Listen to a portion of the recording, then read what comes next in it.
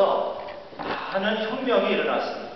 그래서 사람들이 18세기부터 20세기를 혁명의 시대라고 합니다.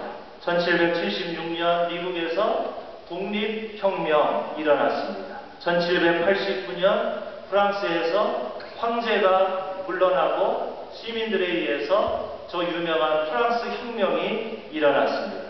그때 사람들이 외쳤던 구호가 저 유명한 자유, 평등, 박애이지요.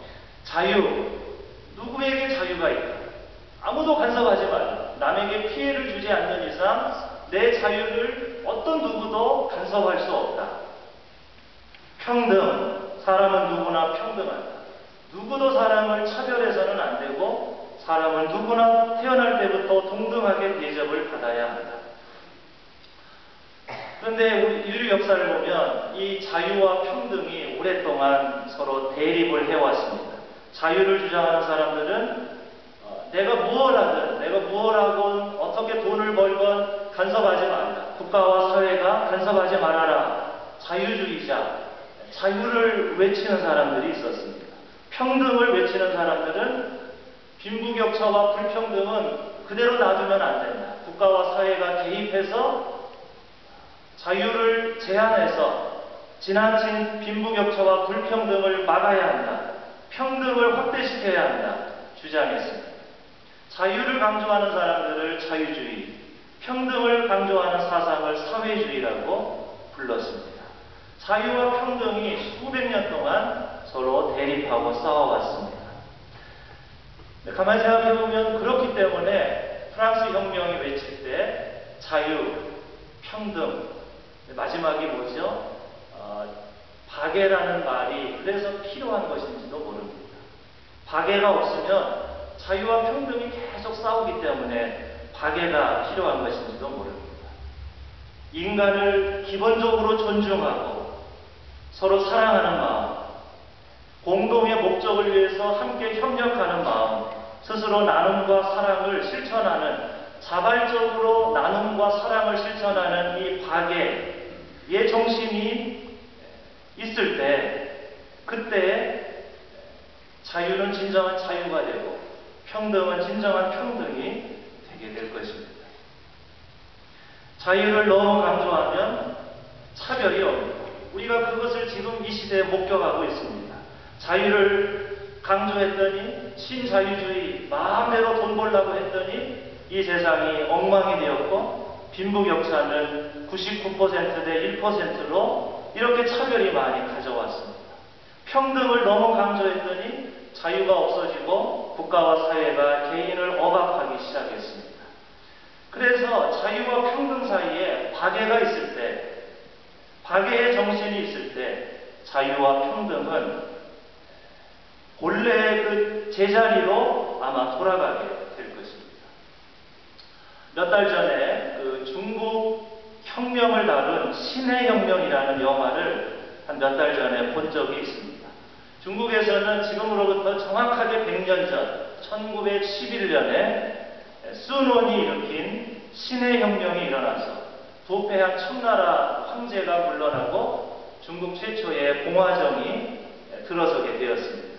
그런가 하면 러시아에서는 1917년 역시 제정 러시아가 무너지고 사회주의가 들어서기도 했습니다. 이렇게 세계 곳곳에서 사람들은 지난 18세기, 20세기에 걸쳐서 제도와 체제와 이름을 바꾸는 혁명을 많이 일으켰습니다. 그렇게 많은 혁명이 일어났지만 오늘날 이 세상에는 여전히 자유와 평등과 박애를 경험하지 못한 사람들이 많이 있습니다. 그런 면에서, 그런 의미에서 혁명은 계속 일어나야 합니다.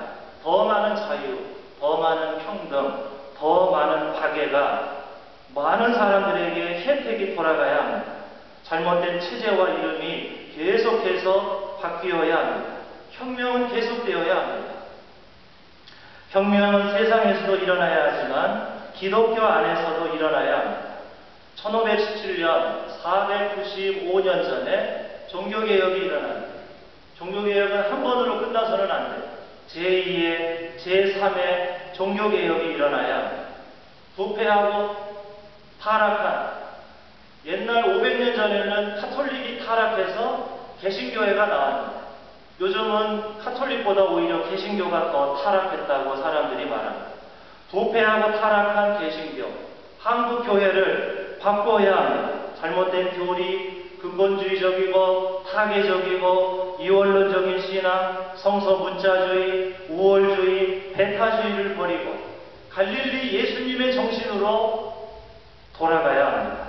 기독교 혁명이 계속 일어나야 합니다. 예수께서 하신 것처럼 이 땅에 하나님 나라를 선포하는 교회가 되어야 합니다. 모든 사람을 차별하지 않으시고 모든 사람에게 햇빛과 은혜를 주시는 하나님, 모든 사람을 사랑하시고 온 세상에 하나님의 생명과 평화가 넘치기를 바라는 그 하나님의 뜻을 세상에 전하는 교회, 하나님의 복을 나누어주는 교회, 그런 교회가 되기 위해서 끊임없이 개혁하고 고치고 끊임없이 거듭나는 우리 교회 혁명, 세상 혁명도 일어나야 하고 교회 혁명도 계속해서 일어나야 하겠습니다. 그런데 세상 혁명도 중요하고 교회 혁명도 중요한데 오늘 말씀해 보면 그 전에 가장 중요하고 가장 우리가 먼저 해야 할 것이 있습니다. 그것은 자기 혁명입니다. 오늘 우리가 읽은 마가복음 7장에 보면 예수께서 제자들에게 무엇이든지 사람 밖에서 사람 안으로 들어가는 것으로서 그 사람을 더럽히는 것은 아무것도 없다. 사람에게서 나오는 것이 그 사람을 더럽힌다. 밖에서 사람 안으로 들어가는 것은 무엇이든지 사람 마음속으로 들어가지 않고 뱃속으로 들어가서 뒤로 나가기 때문이다. 사람에게서 나오는 것, 그것이 사람을 더럽힌다. 나쁜 생각은 사람의 마음에서 나오는 음행과 도둑질과 살인과 간음과 탐욕과 악의와 사기와 방탕과 악한 시선과 모독과 교만의 어리석음이다. 더러운 게 어디서 나오느냐? 밖에서 사람 안으로 나오는 게 아니고 사람 안에서 더러운 게 바깥으로 나온다. 세상이 문제가 아니라 내가 문제예요. 사람의 마음이 문제예요. 세상이 바뀌어야 사람도 바뀌지만 역으로 사람이 바뀌어야 세상도 바뀝니다. 사람이 변하지 않으면 아무리 체제가 좋고 세상 제도가 좋아도 아무 소용이 없게 될 것입니다. 내가 바뀌어야 합니다. 당신이 먼저 바뀌어야 합니다. 내가 먼저 나부터 혁명해야 합니다. 나의 영적인 이름이 혁명, 내 이름이 바뀌어야 합니다. 예수전이라는 그 책을 쓴 김규황이라는 어떤 분이 있는데 그분의 책을 예전에 읽은 적이 있는데 그분이 이런 말을 했습니다. 하루에 단 30분도 기도, 명상, 독서, 산책, 하여튼 하루에 단 30분도 자기를 되돌아보지 않는 사람이 일으키는 혁명은 위험하다. 저는 이 말을 읽으면서 굉장한 충격과 감동을 받았습니다. 그렇습니다. 수많은 사람들이 내가 이 세상을 더 좋은 세상을 만들겠다, 내가 혁명을 일으키겠다 하고 혁명을 일으켰습니다. 그러나 그런 사람들 치고 자기 관리를 깨끗하게 하고 탐욕과 물질, 성욕, 욕심을 멀리한 사람을 보지 못했습니다. 세상 혁명은 어떻게 성공했는지 모르지만 그런 사람들 치고 자기 혁명은 하지 못했기 때문입니다. 세상을 바꾸자? 예, 바꿔야 합니다. 더 좋은 세상으로 바뀌어야 합니다. 교회를 바꾸자? 예, 우리 교회를 더 좋은 교회로 바꿔야 합니다. 그러나 먼저 할 것이 있는데 당신부터 바꾸십시오.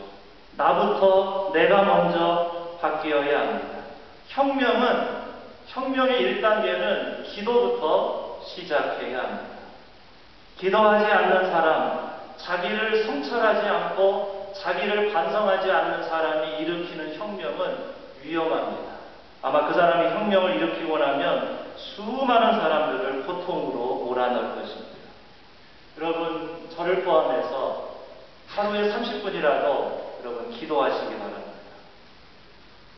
토요 새벽기도에 좀 나오세요. 기도, 명상, 독서, 산책. 여러분 하루에 30분 기도를 하고 산책을 하고 조용히 책을 읽거나 명상을 하고 요가를 하면서 나의 말과 행동을 돌아보고 우선 내 자신을 성찰하고 반성하시기 바랍니다. 자기를 돌아보지 않는 사람은 발전이 없습니다.